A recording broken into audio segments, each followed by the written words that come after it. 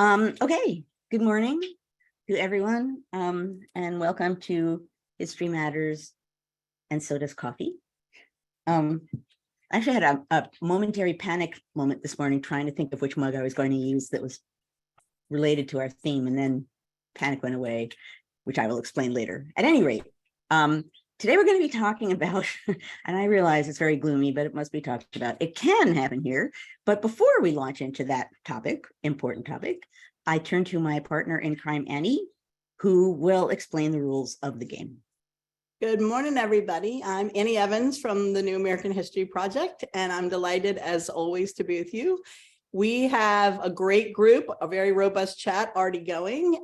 So please continue to engage in the chat. Those of you who are with us on Zoom, and I know people on Facebook make comments with each other, but we always get great questions. And the way to get your question answered is to use the Q&A. So that is where I will be looking as Joanne's talking. I'll be monitoring the questions in the Q&A, and then in about a half an hour-ish, we will take some time to think about that, and Joanne will respond. So we are delighted to have you here, and we're ready to go, Joanne. Excellent. And I will add my welcome to Nancy, who is here for her second time. So we are a community here. So truly. Okay. So let us launch in. I'm trying to think of, normally there's like something that sets me off. Oh, I know it set me off. I have been forever trying to write something related to the moment that we are in now. And I was writing down a list of all of the things that people say when I say, please be aware of the fact that some people still don't believe that we are where we are and that they should be as concerned as they should be. And I was making a list of the things that people say that I'm going to, in one way or another, address. And I'm sure, without even thinking very hard, some of you could come up with parts of that list. The list is, we've been at bad times before and we survived. We're the United States, like, we'll be fine. Or we hear this at every election, right? You guys someone's always saying this. It's like really no big deal. There's a whole list of things like that I'm still hearing. And here probably better than anyone that for years, I've been saying this, like, please keep your eyes open. Please think about the threat to democracy that we're experiencing and work for the preservation of democracy. So I've been saying it forever. I know if I went to Twitter and Google and Twitter, if I went on Twitter and searched for the right words, you would find that 5 years ago I was saying, please don't let American exceptionalism, your idea of American exceptionalism, blind you to the fact that there are things happening now that are dangerous. I'm going to come back to that at the end. At any rate, so making that list is what led me to think now might be a good time, particularly with the elections relatively close now, to address this. It can happen here, to get us past the it can't happen here, because people have heard it a lot of times before. This is an important election. It's vital. It's key. It might be the most important in our lifetime, ... Yes, we all have heard that before. Doesn't mean sometimes, and particularly right now, it's not true. So we're going to be talking a little bit about that this morning. But the idea that occurred to me when I began thinking about this topic yesterday is, in a way, the idea that it can't happen here, the idea that we're fine, we'll always be fine, it's all fine, that's, from a historian's point of view, kind of recent. Because when I thought back as a historian in the long view of American history, I could think of a lot of times when people didn't think it was going to be fine. I could think of a lot of times when people thought at any given moment, everything might collapse. And if people are playing bingo, for those of you who are new, we do have a weekly bingo game based on what I am likely to say. And I always say contingency, I really do. And it's always on the bingo card, and it will be this week because, as I've said many, many times, As a historian, you have to think about contingency. But now, in the context of what we're talking about this week, thinking about the fact that contingency is a major factor and has always been a major factor in American history until at some point in the 20th century. And let me track my way through that a little bit. Obviously, the obvious place to start is with the founders, the people I write about so much. And I've talked before, it might even have been last week, I can't remember how recent, about a memo that Hamilton wrote to himself about 10 days after the Constitutional Convention, in which he, once again, I forgot to go get my volume so that I could read it to you. How did I do that twice? At any rate, what it basically says is he is trying to figure out in a very lawyerly kind of a way what comes next. So now there's the Constitution. Now it has to go be ratified and it has to be put into effect, and what will happen. And he talks about, well, maybe people will accept it, and then maybe Washington will be made president. And if that's the case, we might be okay for a little while because people will trust him and they'll probably trust the people he puts in office. But maybe the Constitution won't be accepted, or maybe Washington won't be president, or people won't trust the people he puts into office, and in which case the states will turn against each other and foreign nations will sweep in and take over, and there'll be a bunch of little confederacies, and there will be no single union, and civil war and any number of other things that he predicts. And then at the end of that memo is the kicker, in which he says that's probably what's going to happen. This is right after the Constitutional Convention, and that to me is a stellar example of real contingency, right? Guy who's like who started out the Federalist essays, right? Was at the Constitutional Convention, spends his entire life in national politics, in the founding moment, a founder. And he basically, for a lot of his life, thinks, I don't think it's going to really work, but I'm going to try really hard. I'll push it in the direction I think I'd like it to be, in which it will be better off. Many people disagreed with him, but he didn't think it would work. But it's not just him, right? I use that document because it's amazing, and because most people don't know it, because it's not a public document. He didn't send it anywhere. It's I think before I started pontificating about it, probably it was very little known. I don't know how much better known it is now, but regardless, he's not the only one thinking basically in that way. And I know I've said countless times that the key, or a key, to understanding the founding period, particularly given that we call it the founding period, which takes for granted that something was founded and survived, right? A key to understanding that is contingency, and the fact that that generation of people, not just the elite, but that generation of people understood that what was happening in some way or another was an experiment, a political experiment, and it might not work. It might not succeed. On an elite level, we can see that because their papers are preserved and they talk about it all the time. And their letters will have throwaway lines in them, like, if this government survives another 10 years, here's what I think we should do. Right? That's contingency. But that's a group of people who are really not taking for granted that what they've done will survive. It's a generation of people that has seen governments come and governments go, and a government created, and there are reasons, a bunch of reasons why. But one of the things that, even though the buds of it were there at the time, was not there in the sense that we have it now, was American exceptionalism. So at the time, it is true that Americans believed that they were, in a special people in the New World. The old world was corrupt, but the New World was more virtuous and pure. And the United States would spread the spark of liberty around the world. And it was starting here. And there's that whole exceptional narrative that was very popular in the founding era. But that said, it was not accompanied by the idea of infallibility, of invincibility, of the fact that and that means, look at us, we're so special, we'll be here forever, which is how some people, I think, are still thinking now. Although I think with the election coming up, it's probably kind of ebbing a little bit. But think about that for a moment. Think about that generation of people thinking it might collapse. It might collapse at any moment. That can happen here. It might not work. It might all be over, and it can happen. What did that do? Is worth a question worth asking.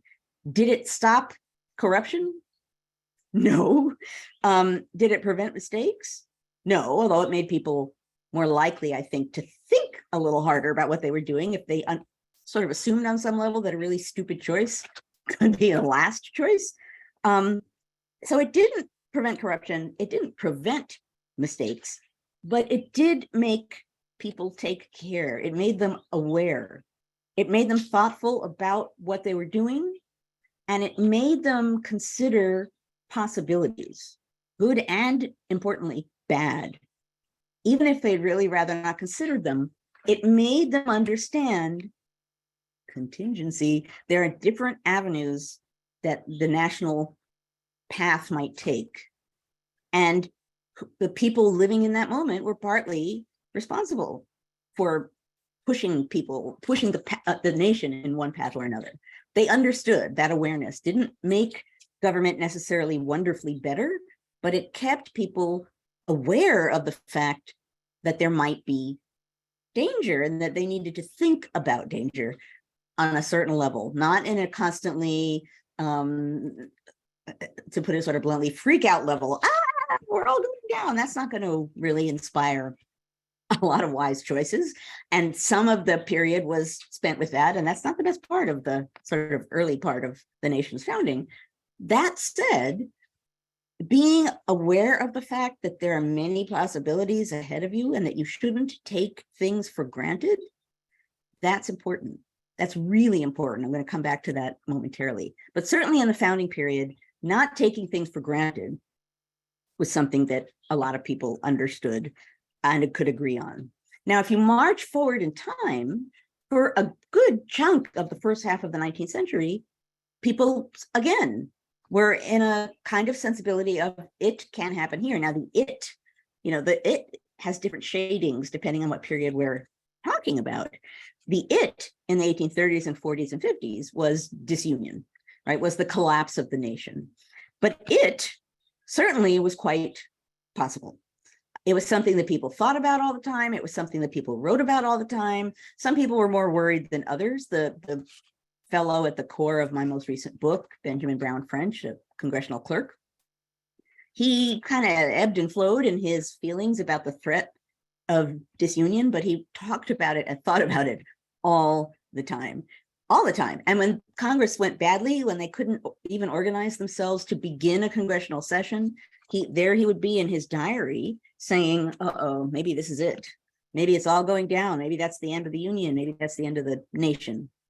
Which, looking back, with hindsight, we can say, wow, they're getting really upset really easily.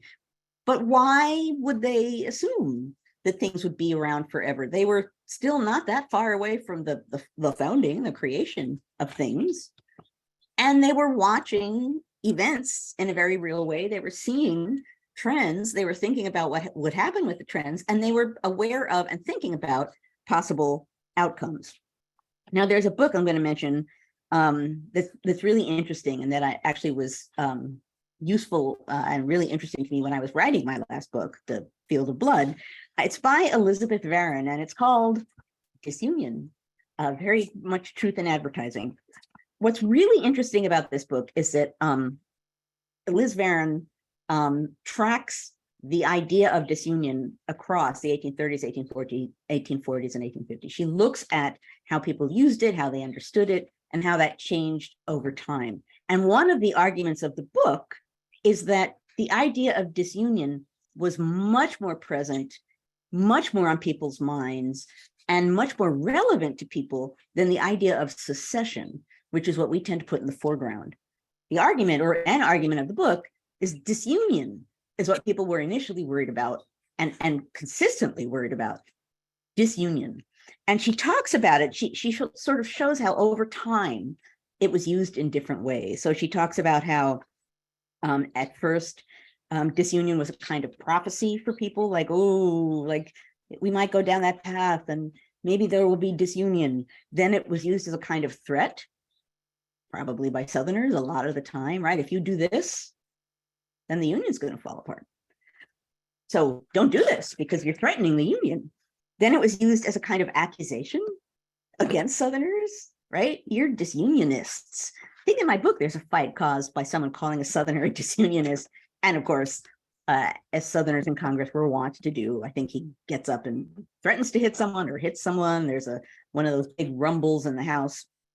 So a prophecy, a threat, an accusation, then it begins to be seen as a process, right? Then people begin to think, Varron says, almost in a political sciencey kind of a way, like, well, the North is more industrial, the South is more agricultural, and they're different systems in one way or another. And perhaps over time, this nation can't hang together and there will be disunion. So people begin to think about sectional alienation due to different systems, right? It's becoming less, still a matter of concern and fear, but now people are actually starting to think of it as a process that percolates and happens. And then finally, it's thought of as a program, right? People begin to think, and particularly Southerners begin to think that Northerners are threatening Southerners to force the South to secede and cause disunion, and then the North will march in and take over, conquer the South by force of arms, and force the end of slavery. That's quite a scenario. But disunion as a program in action, you can see that. You can certainly see that towards the end of my book, when Benjamin Brown French writes to a Southerner and says, please, we're all Masons, you, Virginia Mason, can't you join with me and get Masons of all kinds to come together at this moment when things seem so dire? And the Virginia Mason says, are you kidding me? Like, you guys are already in your program, right? You guys, like, you've already threatened to come into our homes and kill our families by our firesides. Why am I listening to you? So that person he wrote to is far down the process trail. So the point there is that beginning with the founding and marching forward in time, you have generations of people who understand the very real possibility of a major collapse of the nation in some way. I'm going to come back in a moment because I want to talk about the threat of civil war, which is not actually what I'm talking about here. What I'm talking about is the belief, the widespread belief, that the United States as we know it won't be the United States as we know it anymore. That it'll collapse into sections, it'll be anarchy, it'll be tyranny, it will fall apart and there will be no union, and that's very possible, and it's right in front of us. It could be immediate, and we need to think about it. That assumption leads to a certain kind of thinking, not necessarily always a better kind of thinking, but it makes you at least aware of the possibilities in front of you, some of them dire. So you're less likely to just dismiss them. Oh, well, we've always had bad times before. We've always gotten past it. Nothing bad's going to happen. It's all just a bunch of words.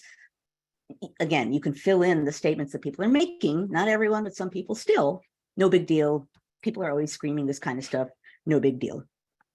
Now, I want to come back for a moment to talk of civil war, because as I was thinking about this morning and trying to figure out what I wanted to say, of course, the logical thing that popped into my mind is people now, talking about civil war. Often it's either, news commentators and often people on the right, but some people on the left, right? Civil war is coming, civil war is coming. I don't like that talk, not partly because who the heck wants that, but also because oddly enough, and I said this on MSNBC at some point in the past, if you're saying, oh no, civil war, in a way, you're almost, and I know this will sound counterintuitive, but stick with me here. You're almost dismissing the threat. You're bundling it up. Oh no, civil war. In which case, we had a civil war. We know what a civil war is. It's boxed and packaged. That brings the conversation to a level of abstraction that does not help us right now. It is not, I do not think it's useful for people to say, oh, no civil war. I think it'd be far more useful to say, uh-oh, Americans are going to turn against each other in violence and it's going to tear the nation apart, or there will be violence, Americans against Americans. That's not tied up with a bow like civil war. So I don't think, ironically enough, civil war talk is actually real, rooted, grounded. This is right in front of us talk. There's a degree of abstraction when you use that phrase that I think is oddly enough, comforting to some people, I don't think it's useful. I think we should be talking about reality rather than phrases or packaged ideas that have long existed in our mind as part of our history, right? That gets us back to the place where we're like, yeah, we already had a civil war and it ended up okay, blah, blah, blah. I think we should be grounded in the immediate realities of what we're looking at rather than trying to come up with packaged ideas of what might happen. And even with that talk of civil war that some people have, people still don't believe that the worst is possible here. Even with that talk, right? We're still at a moment where I routinely every day go out into the world and say, guys, this is such a dire moment. It's such a dire moment for democracy. Please listen to me. And I still get people that say, oh, come on. We've been saying that forever. Everyone says that. It's all going to be fine. The fact that a lot of people in this moment still think that, that's the threat. That's the problem of American exceptionalism. That's the threat of using history in the wrong way, using history to say, well, this is what always happened before, so of course this is what will happen again. That's not how history works, right? History offers lessons. History shows you roots. History shows you patterns. History educates you about how we got to where we are and what possibilities for the future there might be. History is not about prediction, which is why, as a historian, so often I'm asked in a public venue, so what do you think is going to happen? And what do we do to fix it? I don't know, right? I could name possibilities. I don't know what's going to happen, and no one does. No one does. And no one should at this moment, right? No one knows what's going to happen. And the fact of the matter is, what happens might be pretty dire. Might not be, but we don't know. This is what I've been saying forever. This is what contingency feels like. We don't know. We don't know what will happen in the election, obviously, but we don't know what will happen as a result of it. If the Democrats win, who knows what happens with all of the election deniers floating around? Who knows? If the Democrats lose, there could be some pretty dire things in store for us as far as etching in stone the power of people who claim power. If you feel, I think I might have said this last week, I don't know. If you feel entitled to power, if you feel that you should always have power, democracy is your enemy, because democracy is about contest and campaigning and public opinion and change and debate and compromise. Democracy isn't about eternally granting power. And if you think you should eternally have power regardless of what the people think, then you do not support democracy, period. There's nothing hazy about that. That's just a fact. So if you want to control things forever, by definition, you are anti-democracy. So why is this important? Okay, so not because I want to stand here and fearmonger and be like, run around and be panicky. That's not what I'm saying. I don't know how common this saying is, but my father used to say, when in trouble, when in doubt, run in circles, scream and shout. I don't know how common that is, but it's always in my head. Yeah, I just saw right across the bottom of my screen, Kerry Lake, right? People who are saying, you abide by what happens in the election, and they say, well, if I win, I will. Okay, that's not somebody who believes in democracy, right? That is someone who explicitly rejects democracy, rejects the idea that we as the American people have a right to give power to the people we want to give power to. So I'm saying all of this not to fearmonger, not to get everyone panicky, but because unless your starting point is it can happen here, you're not going to take a coming threat seriously enough until it's too late. It can happen here is what we should all believe, not as a panic mode, but as an actual possibility, because it is. It's possible. And if you can't wrap your mind around that idea that it can happen here, there is no way you're going to be alert to what's coming down the pike if it's not what you expect it to be. Be aware of the fact that it can happen here. We need to watch to see what's happening around us. We need to be aware. We should not take things for granted, right?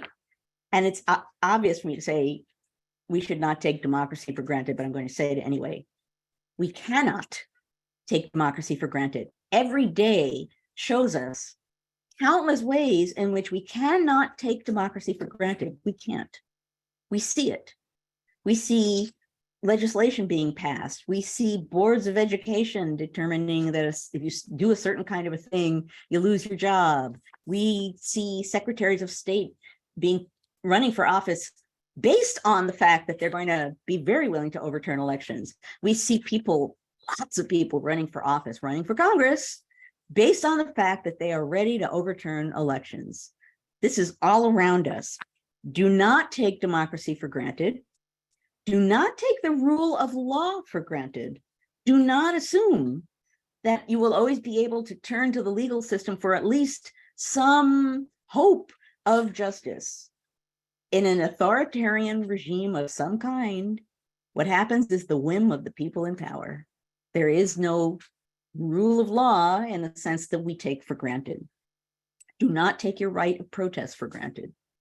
Do not take your right of free speech for granted. We see that happening all the time too. Certain things now that people aren't supposed to say. Do not take freedom of religion for granted. I speak there personally because I've spent several days now attacking anti-Semitism on Twitter. Blatant, in your face anti-Semitism. Do not take freedom of religion for granted. And do not take the long arc of justice for granted. And I say that particularly as a white American, because I think people of color have for a long time understood that you can't take the arc of justice for granted. You have to fight for justice. White Americans, I think, have an easier time assuming that in the end, justice will prevail somehow. We don't know that. We don't know that. Don't take justice for granted. This is what's happening now is a product of what's been happening for years. It's bigger than Donald Trump. I said this online recently too. We need to stop blaming this on Trump. It's not just Trump. He welcomed in something that's been happening for quite a long time. It's bigger than him. It's broader in its meaning. It has a much longer life than him. It has deep roots, and it's open to opportunity. Donald Trump changed possibilities, but he didn't introduce these ideas. He didn't introduce white supremacy or a willingness to trounce democracy or any of the other things that we can talk about and point to right now. He didn't introduce them. He welcomed them. He modeled them, but we can't blame it on him. That's ignoring, again, a level of threat that we shouldn't ignore. This isn't just a product of one person.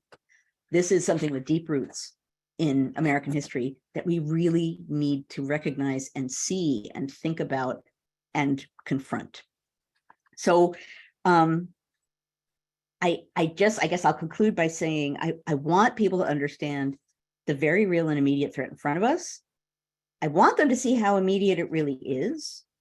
I wish people understood that once you begin going down a certain kind of path away from democracy, it becomes very, very difficult to turn around and come back. If you surrender democracy, it's hard to pull it back. So I want us all to realize that we should be defending democracy with all we have. If you want to maintain the power, to give power to people you choose to give it to, and to take it away from people who don't deserve it, defend democracy with all that you have, which sounds very dire. And who knows what I'll be saying in the next 2 weeks. But now, where we still have a little bit of time left before the election, and I can hope that maybe somehow I can reach a few more people who will understand the meaning of this moment and not dismiss it as yet more political rhetoric. I'll be here delivering that kind of message. Okay. Mug Mug Bug, indeed. And you will see why I wasn't sure. I always have to wipe my lipstick off the mug. I wasn't sure what mug to use, and then this one became perfect. And I believe this, well, you guys will be able to tell me. But I believe I know who gave me this mug. It is The Many Brains of Dr. Joanne Freeman, Contingency. I remember that one. I can't think of who gave it to you, but I'm sure somebody in the chat will know in 3 seconds. I'm gonna open up chat so that I can see. Maybe it's Carol Lee. Might be. Yes, it's Carol Lee. I was gonna predict that, and then I didn't want to deprive somebody else of credit, but it's a wonderful book. Contingency is center. There are all kinds of other brains floating around in there. Non-historian citizen brain, historian brain, popular culture brain, founder brain, quote brain, fantastic brain. There are a lot of brains, but contingency, that's the one. Always in the center. Always. We have great questions. It's been so fun reading these questions while you were talking. Okay. You ready to dig in? Do you want to get a sip of your coffee first? Go ahead. Bring it on. The first question started off in the chat, and then luckily Sandra convinced Ellen to put it in the Q&A. It says, would Hamilton and Franklin be surprised that we still have basically the same structure, albeit with many modifications and alterations? So in essence, would the founders be surprised?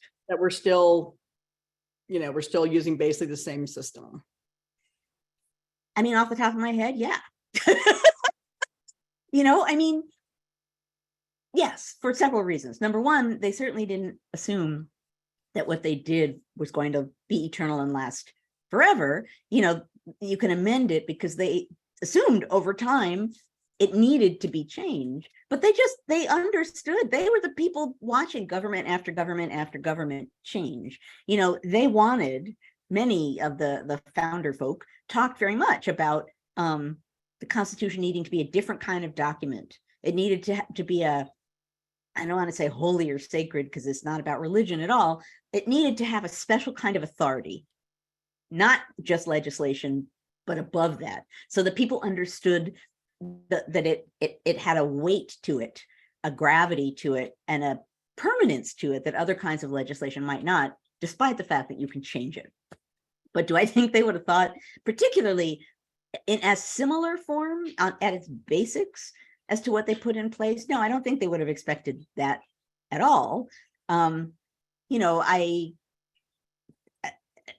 might have been quite pleased with the fact that presidents have more power than he ever assumed they could have. That's one of the things he wanted to do.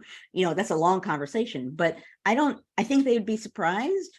I also don't think they would be surprised at what they're seeing now, because, and we've talked about this before too, demagoguery, they're big threat, right? They're in a world of monarchy, and they look back, ancient Greece particularly, but even ancient Rome to some degree, and what they see is democracies are fragile, republics fall, and what brings them down more often than not are demagogues who appeal to the people. And in a republic, which is a democratic form of government, I always say that because people are like, we're not a democracy, we're a republic. No, a republic is a democratic form of government, so just stop. But in a democratic form of government, it's grounded on public opinion, which means a skilled demagogue who can take public opinion and do with it what he or she wants can take control of the government and then can do anything once they have it. So that was, the huge threat that people talked about all the time in the founding era. Demagogues. So yeah, they would be in the current day thinking about that and saying that and talking about that all the time. In that way, they would be like, yep, told you so, here we are. But of course, what they might be saying is, that's the danger of democracy. Hamilton wasn't a huge fan of democracy. Some people were, some people weren't, but their views and what they would want to do at this moment are not necessarily aligned with what we might want to do at this moment. Okay, so Dale and Rabbi Beth both have what I think are kind of follow-up questions to that. So this one's from Dale. He says, during the founding period, Was there much discussion in the press about the potential fragility of the republic? So in that period, were people talking about the danger? I have to go through index card brain. I mean, my quick answer without being able to call up the actual article is yeah. It certainly, I can't, yes, is going to be my answer, even though I can't right now say, as they said in 1792. It begins roughly in 1792 is when you begin to get this sense that within both the Jeffersonian Republican Federalist alliances, that like, like this bad, things are going into a bad place. But I would say that, yeah, it was something that was discussed. Often it was discussed in the shape of, well, now we're going to just be a monarchy, right? Which is a way of saying that what we did is dead. We're just going to be right back to where we were. We're going to be a monarchy. Monarchy or tyranny or anarchy, right? All of those, we're just going to fall into. So in that sense, actually, the answer to what the question is now a definitive yes. They were talking about in the press what this new government might collapse into or slide back into in one way or another. I think monarchy, tyranny, and anarchy are the last three principles I served under in a public school. So just okay. Okay, that's a whole other conversation. Okay, so Beth's follow-up question was, I'm sure I made Carolee laugh in the chat. Okay, what did the founders think might happen is if the I can't talk today. What did the founders think might happen if the independence enterprise did collapse? Did they ever say what they thought might happen if it all fell apart? In other words, if they didn't get independence. Well, we have to all hang together or we shall most assuredly all hang separately. It's part of the answer, right? I mean, they were declared in revolt, and it was a very real risk to do what they did, and to sign the Declaration of Independence was indeed a risk, which is why they sign it and pledge their lives, their fortunes, and their sacred honor. That's actually not just rhetoric. So, part of the answer is they would have expected a harsh response on the part of the British government, on the part of the king, punishment, and who knows what else. So yeah, it would have been ugly, I guess, is the short answer to that. They would have assumed, because in one way or another, actually, what they were doing could be branded treason. Revolting against the king, and then ultimately, fighting and killing the king's army. The king was upset with throwing tea into the harbor, never mind that army fighting. So yeah, I think they assumed it would be dire. And they were right to assume that. All right, so you mentioned the monarchy. So we have a British related question. I'm sure this is on everyone's mind after yesterday. Our good friend Miranda asks, with Liz Truss resigning after just 44 days as prime minister, and the calls for general election that Tories are saying will not happen, how might that upheaval and what's happening in the UK affect our own upcoming election? Who the heck knows? I don't know. I think Great Britain and the United States are at an interesting similar track right now about, on a certain level, seemingly debating how government works, and having, never mind Trump and Boris Johnson, and I'm not even going to go there. But, one of the things, not a new idea, certainly for the United States, but it's, for some people at least, immediate in a way that it isn't always, is that the United States doesn't exist in a bubble, right? Not only do some people think the United States is exceptional, but they also think, well, we're the United States and there's a whole ocean and, here we are and they're all over there. I mean, 9/11 should have destroyed there's a whole ocean theory of American politics. But with constantly thinking about Russia among some, and now I'm reading online that there are some Republicans who say if they get power, they're going to stop aid to Ukraine. I'm not even going to go there either, but The fact that now a lot of what we do is focused on or thinking about Russia, not as much as it should be, I think. And I think also we're not necessarily as attuned to the autocratic trend sweeping the globe in many countries.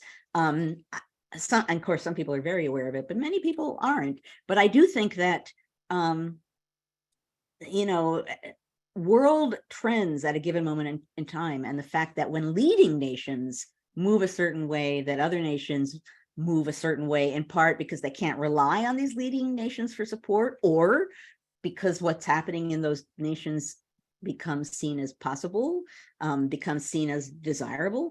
All of that is possible. So yeah, I don't think what happens in the United States or what happens in Great Britain it matters the most of all because they are the leaders of the world. I think that they are powerful nations, and what happens there represents a larger trend, can be seen as representing a larger trend. And just by definition, since we are all in this together, whether we acknowledge it or not, on the world stage, it will have an impact. We just don't know what it is. So Dale's question is, in the founding period, did the leaders of the time actively dissuade the population from ideas of disunion? And if so, like, can you think of any examples? Repeat that for me again. In the founding period, did the leaders at that time actively try and dissuade the population from the idea of disunion? From the idea of disunion. Well, they certainly, dissuade would be a nice way of putting it. Some of them certainly tried to dissuade people from revolting or resisting, right? That gets us back to Hamilton again, who was like, what do you mean you're gonna protest an excise tax on whiskey? We're gonna march the army on you. I don't think in that period that people thought disunion required effort. You know, I think they thought that that could be a default. I think what they were worried about, right? They just got through a revolution. They saw what happens when people get together and organize, that they can overturn an empire. They can break away from an empire. That was what they saw as the big threat, right? That's what can happen, is people can get together. They can form these little clubs. They can communicate with each other. They can organize, and then a government can be toppled. I think that to them was the biggest threat. Right, whiskey rebellion. Yes, Jim. Yep, exactly. Yep, Jim called it. Okay, this one comes from Dave. He says Lincoln, he believes, he thinks it was Lincoln that believed it was unconstitutional for states to secede from the Union, and believed the Confederate States had to be brought back into the Union. So the legal concept of United States was foundational. At this time of contingency, some people seem to advocate for states to leave or disunion. And his question is, how could the US go down the path of disunion today? And what might that look like practically in this era? Yikes. This is like 2 weeks ago when they were like really fired like them 2 weeks ago. When it's like, oh no, we're back into a graduate seminar. Like the clear option with the red button. Right. Well, so and this, I remember maybe I was doing backstory with Peter Onif, and we were talking about Civil War. And the obvious point, but it was a point that needed to be said, is the thing about the Civil War is it was geographically possible, right? It was North versus South. There's nothing neat and tidy about what we're going through now. There's no geographic simplicity to what we're going through now. So, not that I would even try or pretend to predict what's going to happen, but I don't know what disunion looks like, because does it mean like certain states declare themselves under a certain kind of law or remove themselves from the, I don't know. I do know that, federalism, the idea that we have two levels of government and that they're sort of always working around each other in one way or another, that was the sort of amorphous thing that allowed the Constitution to get written and ratified, because it made people feel that whatever was happening wasn't terrifyingly national, because look, the states still have power. And so on the one hand, that could be a constructive space, but I suppose what we're going to discover now is the ways in which that it's not the first time actually we're going to experience that, how it can be a destructive space. And I just don't know what that means. I don't know what'll happen on the state level.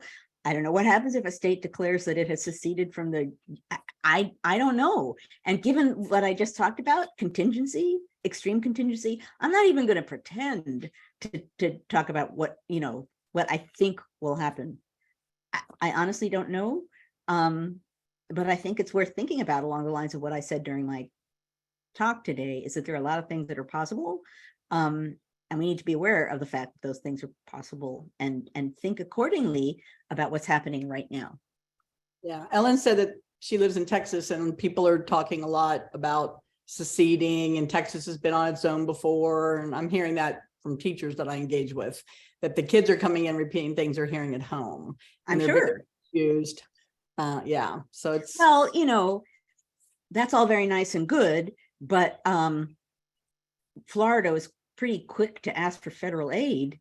Yeah. So I mean, if there are repercussions of that. Not that I want it to happen and have it be tested. And that's a whole question, right? Is it unconstitutional to leave the union? Dave is asking good questions, and I'm not even going to move into that territory. But the fact is, I'm seceding from the union is okay, but I don't want anything to secede from the union, and I don't know what the repercussions would be. But we do know that if you're going to claim that you no longer are part of the union, then you're giving up all claim on federal national resources of all kinds. Not that I think this will happen or can happen, but you can't ignore that if you're using that rhetoric. And I just don't think, I think people are so, I've said this before, that we need, our we is suffering. People are so not in a we moment that they can't even get past the I don't like this, we're leaving mode of thinking. yeah. Again, in a democracy, you work to shape things. You don't claim control and then leave when you don't have it. Yeah, like Elon Musk, he's just going to shoot off into space and leave the Twitter mess behind. Okay, so we have a question from Sandra. I love the way when people start off with weird question. Those are my favorites, Sandra. Says, do you think if we didn't have a party calling themselves Republicans or another one calling themselves Democrats, would there be this much confusion and polarization about what democracy is and isn't? Is it the labels that are getting in the way? Yeah, you're gonna have to repeat that to me again, because I'm seeing so much stuff going on in chat. This is know, what right? in open chat. She's asking if we didn't have these labels that people so strongly identify, like I'm on the Democrat team, I'm on the red team, I'm on the blue team, I'm on the Republicans. Would there be as much confusion and polarization now? Do you think that it's almost become more like the team moniker rather than what you really believe in? Well, yeah, I do. I don't think, part of the answer to that is yes, because I think some of what you hear a lot in politics, she said diplomatically, is more about things you don't want or things you hate than about actual policy. And if you're grounding your sense of we not on policy or vision, but just really talk about this all the time too, emotion, that's less about people coming together for political reasons and more about people coming together for kind of visceral reasons. And I think once you get into the mode that we're in with emotion, then you're in a whole different zone. I mean, yeah, you can call what we're doing now parties, but I think defining political party would be a good thing to do right now, and acknowledging what it can encompass, that it isn't just policy driven, which is how I think we tend to think about it. All right, we have a question from Tyler. It says, it seems we are starting to see our media back off from some of these issues. So he says the Washington Post seems to still be staying on top of it, but he's seeing others back off. And he wanted to know if Hang on a sec. I just want to say that folks should not, normally we're a community here, and people are getting a little heated in chat. And I Yeah, we need to be civil. Yeah. And here's the thing. We don't all agree here at History Matters, and I value that. Yeah, I totally understand that it's stress. But I just wanted to say that because I care about you guys. And I love the fact that we don't all agree. Anyway, I'm sorry, go back to the question. Thank you. I'm glad you saw that. I was looking over here at Q&A, and I'm glad you were looking at the chat. Okay. Take a breath, everybody. We're all friends here, and we're all here because we love history and we love our folks. Okay. All right. So this question comes from Tyler. It says we're the one about the media. We're starting to see the media kind of back off from some of these issues we've been discussing this morning. He's asking if you could speak to that. I know that a lot of people have been talking about CNN is, kind of revamping and moving more in one direction than what it had been in the past. And there's been some talk about that. I think that's kind of what Tyler's also getting at. So is the media press not focusing, not wanting to focus on some of these tough issues, or just, it's almost like they become desensitized to it? Yeah. So, I mean, I feel strongly about this, and then I hesitate because on the one hand, I feel very strongly that the media is failing us. Point blank. They're not focused on what's actually happening. It's still a horse race. Up there in the lead, up there in the lead, up there in the lead. We're way past that at this point. And if that's where our focus is, I don't know what the press is doing other than, in essence, it's almost a game. Who's in the lead? The press should be actually looking at what's going on, interviewing people and talking about implications, not here one's up and one's down, and not predicting outcomes, right? I think I just saw it was a New York Times article, and it was like, well, the Republicans they're in the lead, and here's how they got in the lead. We don't know that. They don't know that. And what a stupid thing to say. The same thing would be true if they said Democrats are in the lead. That's just dumb. We don't know that. And this election matters so much that we shouldn't be saying that. What we should be saying is, okay, like I thought about this yesterday. Wouldn't it be interesting to make a list of some of what feels like extreme legislation and action of all kinds? Make a list and then talk about the trend and the pattern that suggests. Wouldn't that be interesting and useful? Not predicting who's winning and who's losing as though this is a normal election, which it isn't. So on the one hand, I think the media is failing us. On the other hand, I hate to say that because the press is so vital as a part of American democracy. And there are people in the press trying so hard right now to say and do useful things in a moment of crisis that I don't like to make that kind of uniform statement. But I do think to a certain degree, the press is not doing right now what it could and should be doing, and could and is harming us to an extreme degree. Yeah. We don't need pure reporting of facts. We need a press that's thoughtful and looking for patterns of some kind. You don't have to be partisan to see patterns.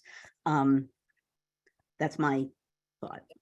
And patterns is how we learn, and that's how a lot of us teach. And just as a side note, next week is Media Literacy Week. So your children, those of you who have children, will be coming home and talking about this. And in some ways, I always say the kids sort of need to go home and teach the adults, because some of the adults didn't get this when they were in school. And we have great resources for that now. I know we have a ton of teachers in the chat. So some of you will be teaching some media literacy things next week. But next week is Media Literacy Week. Now I know what I can talk about.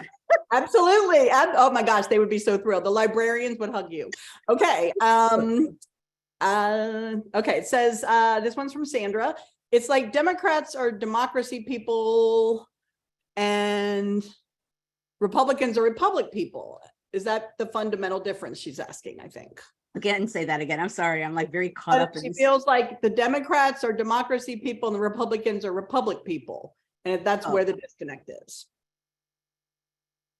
Well, there are some on the right that like to say we're not a democracy, which again, I think is a fundamental misunderstanding of what a republic is, which is a democratic form of government. And when the founders used the word democracy, they meant something very different from what we mean now. So I guess I wouldn't make it as neat and tidy as that. I would say there are some on the right that are very assertive about saying we're not a democracy, and there are partisan ideological reasons for that. But I wouldn't say everyone on that side says that. I think, we're a republic, not a democracy is wrong because we're a democratic republic. If by democracy you mean what the founders thought democracy is, which is all people take part and it's not representative. Yeah, we're not that. And that's not what the founders believed that they were creating. They believed they were creating a mixed government, right? So we are a democratic republic. That's what they created. That's what we are. It's both. What is it? You've got chocolate in my peanut butter. You've got peanut butter on my chocolate. Exactly. Yeah. I can't believe that yeah, that's a good, you pulled that one right out of your historian brain. Okay. And your chocolate lover's brain. Yeah. Okay, this comes from our friend Gloria. She says, is not order essential for democracy to function? Does not too much violence and disorder destroy democracy? Is not that a real danger to democracy? Yes. Quick answer. Yeah, order is essential. Now, order and how you maintain order is a huge issue, right? But some degree of order, yes. I mean, the rule of law is grounded on some degree of order. I remember a million years ago, I took part in a debate for, I want to say BBC radio, for a British radio station. I was in England. It was a live debate, and it was Hamilton versus Jefferson. And I was there representing, obviously, the Hamilton side, and I had a member of parliament with me and a journalist with me backing it up, and same thing on the other side. And we began this debate, and immediately the Jefferson team started with Jeffersonian rhetoric. Beautiful, like Jefferson, the poet of democracy, right? This beautiful, like the people in the kind of Jeffersonian rhetoric. And I'm sitting there on Team Hamilton, and what I'm thinking to myself is, holy crap, I can't win this debate. How do you fight that? You can't. What am I going to say? Like, liberty. But then I realized, and what I said was something along the lines of, that sounds really nice, Mr. Jefferson, but you can't have it without order. And I won the debate. Wow. I felt kind of horrible. I was like, no, Team Hamilton, like, for Team Jefferson. But that was a point, right? That left unsaid the big question, which is what order, whose order, and how do you impose it? That's a pretty big and dangerous question. But yes, you do need some degree of order for democracy to function. I've said this before too. I realize we're just about out of time, but I've said this before too, that what the founders believed that they were doing with the Constitution more than anything else was creating a process, setting a process in motion that the country could abide by and turn to in moments of crisis. It's the process that mattered. That was what they were setting out. That was why Madison is like recording everything that's going on at the Constitutional Convention, right? It's the process of how we're doing this, and we're creating a process.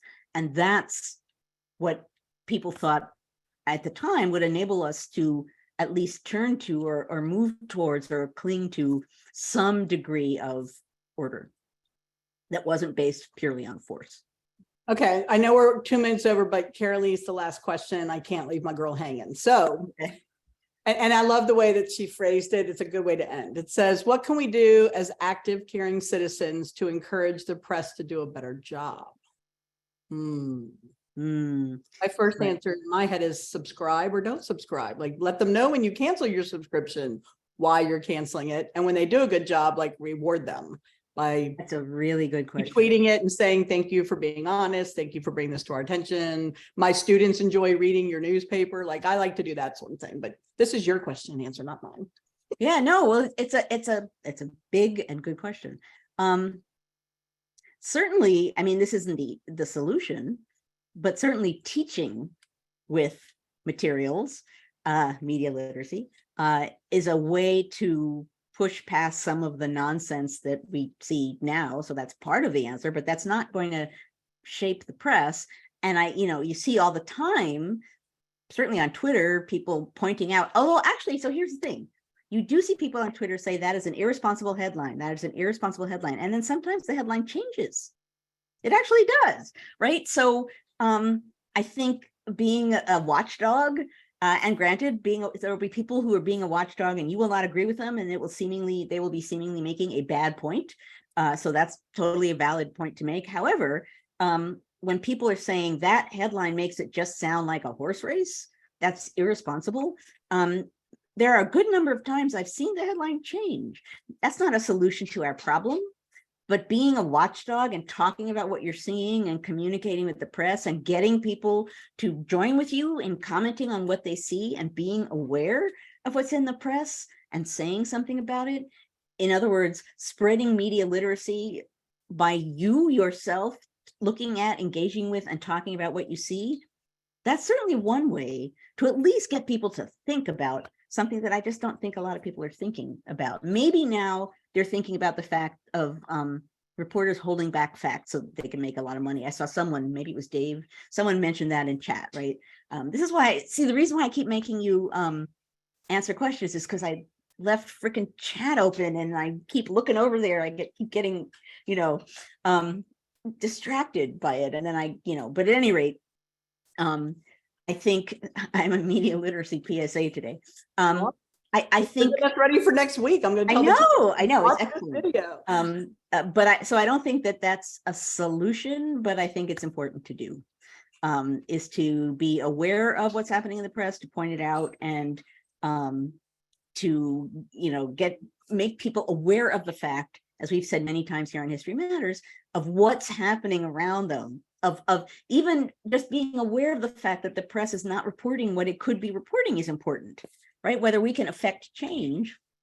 So I don't have a concrete answer, but I think that question and being aware of that question and responding to it and reacting to it and voicing it is important. Yeah. And Kathy brought the point about the mainstream media versus independent sources. And someone in chat was talking about all the local papers that are going out of business because nobody's subscribing and paying for them anymore. And when we lose that local news, like, to me, that's such a great loss to a community. Yes. And that's been happening for a while, but that's really true as well. You are distracting. Yes, Jim, you are distracting. Okay. All right. We're ready to segue, I think. We are ready to segue. We're a little over. So here's what's going to happen now. We are going to switch into the after party. What that means is we will stop recording so that we can talk more freely than we have already been talking. It will not be recorded. If you beamed in through the NCHE website, stay right where you are and poof, you will be in the after party. If you are watching us on Facebook, you need to leave Facebook and join us at ncheteach.org/conversations. And that will lead you into the conversation. You can join us as ever, and particularly now and in the coming weeks. I want to thank everyone for being here to engage in the conversation of democracy, the most important conversation right now that we can actually be having. I appreciate, and it matters a lot to me personally, that all of these people show up every week and that we're all here wanting to talk about problems and ideally solutions. It matters. And even though it may not seem as though this little group of us here matters, it does, because it can happen, and that matters a lot. So thank you all for coming and engaging in this kind of conversation. I guess related to that last question, spread this kind of conversation. That's excellent, right? Spread these kinds of conversations. We should be talking about a lot of things that we right now perhaps are not talking about. At any rate, I hope that everyone will have a wonderful week. I will find a way to talk about media literacy next week. So I feel like such a relief. Normally it's Thursday and I'm like, oh, because I teach Tuesdays, I teach Wednesdays, Thursdays when I'm like, wait a minute, I didn't come up with a topic. At any rate, have a wonderful, wonderful week. For those who are leaving, for those who are here, I guess, what was it? Nancy was the person who's here for her second week. Thank you for coming. And I will see you guys soon. Thank you, Annie. Thank you, John, as ever, for being who you are and being here while you're being who you are. And let's, actually, I'm going to I always have to save this. Let's head to the after party. All right. Got to hear that stop